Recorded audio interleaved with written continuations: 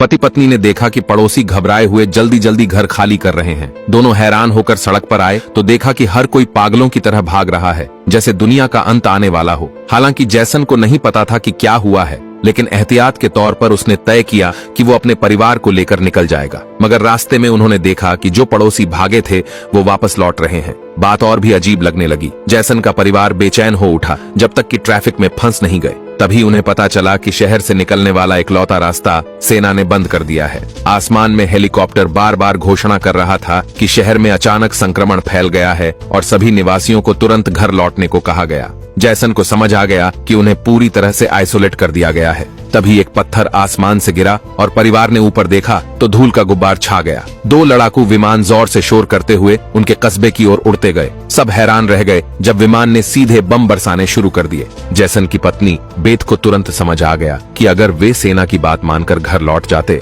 तो अंजाम बहुत भयानक होता। तभी विमान मुड़कर सड़क पर चल रहे लोगों की ओर आने लगे। सबको अब समझ आया कि सेना सबको मारना चाहती है। बेथ ने पहाड़ी पर स्कूल देखा और तुरंत परिवार को लेकर चढ़ाई शुरू की। पीछे से विमान दूसरी बार बमबारी शुरू कर चुके थे। अच्छा हुआ कि वे तेज थे और धमाके की लहर से बच निकले। लड़खड़ाते हुए वे स्कूल पहुंचे और जोर से बंकर का दरवाजा पीटा। दूर से विमान की आवाज और तेज होती गई। जैसे ही बंकर का दरवाजा बंद हुआ, ऊपर जोरदार धमाका हुआ। आखिर ऐसा कौन सा वायरस था कि सेना को इतना बड़ा कदम उठाना पड़ा? जैसन का परिवार कुछ भी समझ नहीं पाया और उन्होंने फिलहाल बंकर में ठिकाना बना लिया।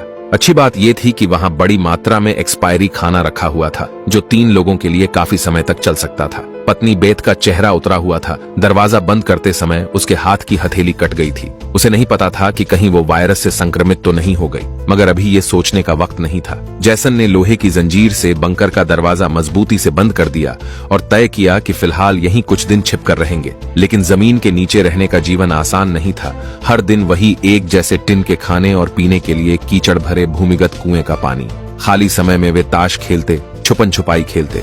दुनिया से पूरी तरह कटे हुए इस जीवन ने जैसन के परिवार को मानो किसी दुनिया के अंत का एहसास दिलाया।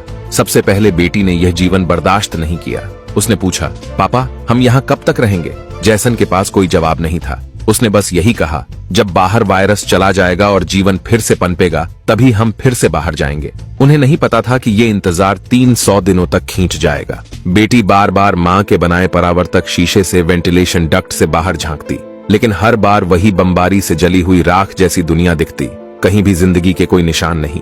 ये सब देखकर उस छोटी बच्ची को लगने लगा कि शायद वे ही इस दुनिया के आखिरी जीवित लोग हैं। माँ ने उसे दिलासा दिया, शायद तुम्हारे दोस्त भी हमारी तरह कहीं छिपे हुए हों।